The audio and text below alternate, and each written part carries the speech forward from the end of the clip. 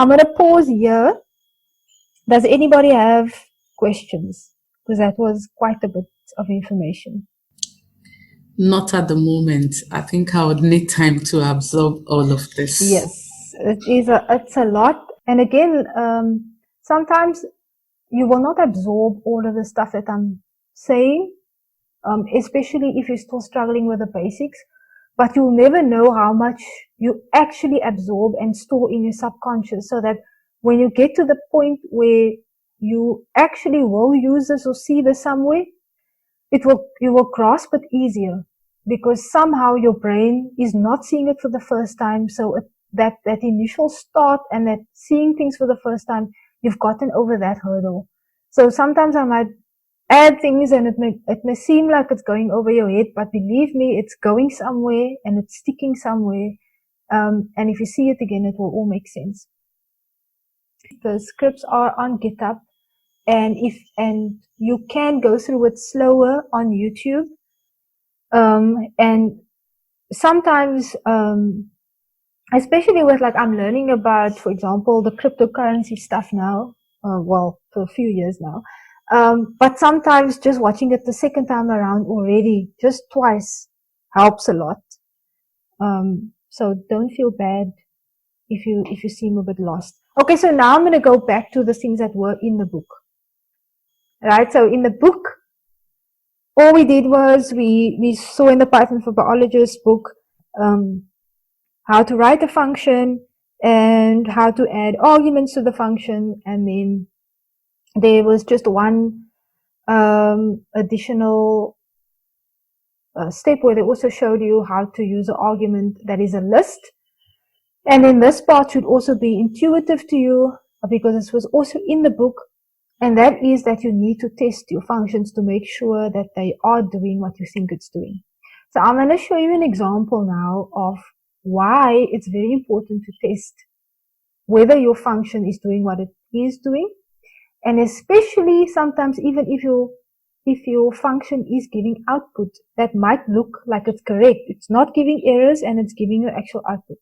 So here I've written a function, and so if you look at it, this should be familiar to you. You have to find the function, and it's called check if number is in. It takes in a list, and it takes in a number that I'm going to give it. So it takes two arguments, a list and a number. And as you might guess, it's going to check if this number is in this list. Okay, so I'm going to pull up the code. So the for loops we saw last time. So it's going to say for item in list. Now again, this variable name, you can decide what it is.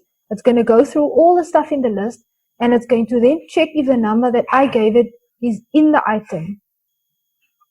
Right? So this is equal to the item. In this case, I said in for a reason, because I want to show you something. But normally you would say is equal to, you would use the equivalent. But I'm checking if the number is in the item, and if it is, it needs to return to me I'm in there, and the item, right, or the number. In this case, it should be the item, because I want to see whether it's the same as my number.